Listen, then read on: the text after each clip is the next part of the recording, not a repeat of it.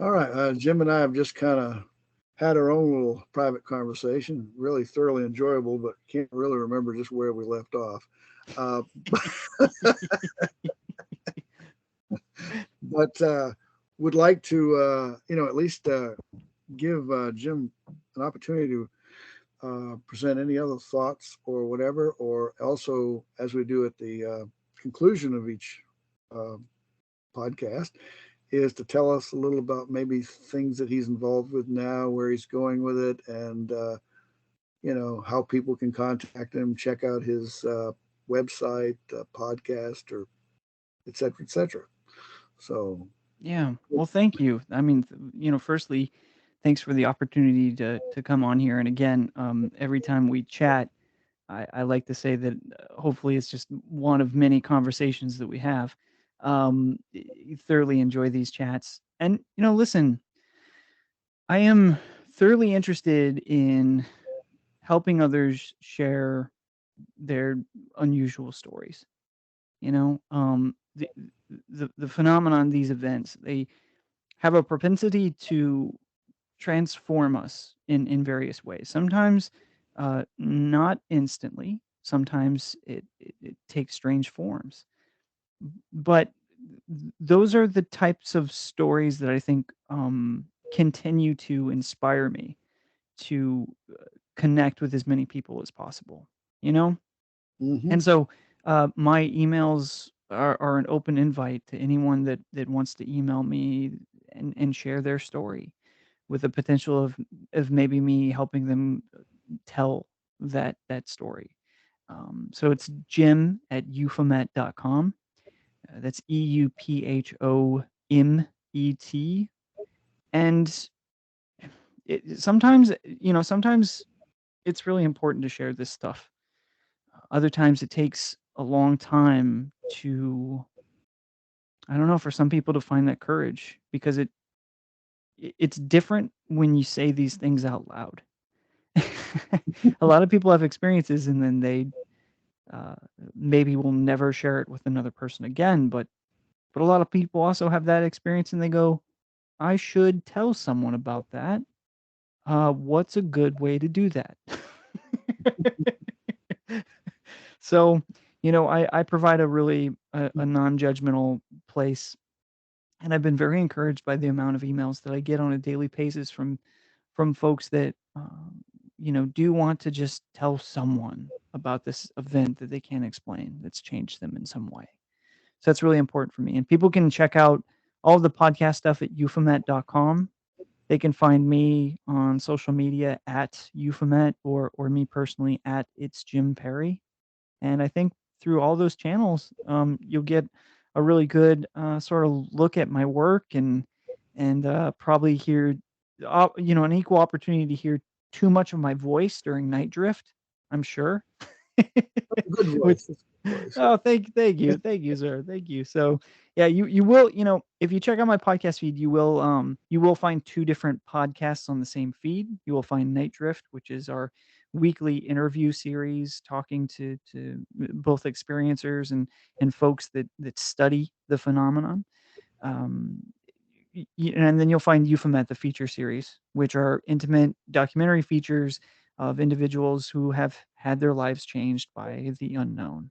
And yeah, what's next for me is I'm back in the field sort of full time now, Brent, and a Mhm. lot of times in airports and and places in between, all just chasing those stories. Well, I'm in retirement, so I'm not traveling a whole lot, but I, you know, I'm still hanging in there. Yeah. Mostly Well, it I just travel. means I have to come see you down there. All right, yeah, that'd be awesome. Sure. Um, so, well, sounds like you're on quite a journey, and the I hope that the Keel documentary that you're working on, I hope that all comes together, and you can do it. I wish that this makes me think of Daniel Statkinow. I mean, Dan Drazen. wrong Daniel, that, I gave you information to get in touch with, who's mentioned several times in Keel's Mothman Prophecies. And of course, I interviewed him for my book, Johnny Keel, the Man, the Myths, and Ongoing Mysteries. Self promo there. Yeah. Uh, you know, I but see what you did there. he went there to West Virginia. He had the intention of doing a documentary at that time, which would have really been awesome to have actually looked back to 1967 interviews of Yeah. Mothman witnesses while it was so fresh and these people were still alive, and the story could be told that Yeah. way. But Right. unfortunately, the people in New York City, PBS affiliate, whatever it was, they were interested. He even took one of the people down to West Virginia to meet witnesses and was impressed. But some reason they pulled the funding at the last minute before they were actually going to do it. So what a loss. Yeah. Big time. Whatever we Big can do time. now to follow up on it, what's left, Right. uh, Right. is so. Best of luck with that. Thanks, I sir.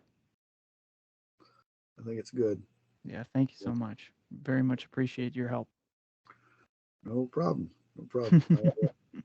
Any way I can help, we're all in this together. That's right. And anyway, so well, thank you very much, Jim. I always thoroughly enjoy chatting with you, and we're fellow Keelians, and so as they say on Ghost Hunters, on to the next. And I think we said that the last time, and here we are again. So, Yeah. Right. Thank you, uh, Brent. Really appreciate it. all right. Well, you take care, and we'll stay in touch, and see what happens. Oh yeah, and if you really, you said something about Lynn Cateau, the lady and used to work for the Library of Congress, That's who right. put a, yeah, that you may have a lead maybe from some of your correspondence, if she's There still. there are there are people reaching out that want to help try to find her. And I had one individual reach out that thought they may have thought they may know her, but the pronunciation and spelling of the name was wrong. It wasn't the right person. But there was a glimmer of hope there for a second, Yes. but it was quickly diminished. But I've had other people reach out. They said, "Hey, listen, you know, I know of that story. I know of Lynn's story. Let me try to help find her." And also, I'm looking for Jay Perro as well.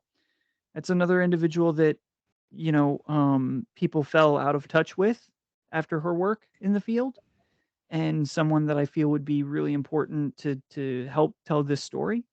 Um, and yeah, so we're looking for her as well. And so if anyone has any information about Jay Perro or Lynn Cateau, I'm very interested in chatting. Yeah. I can tell you that Jay Perro was actually not her full real name. Oh, okay. See?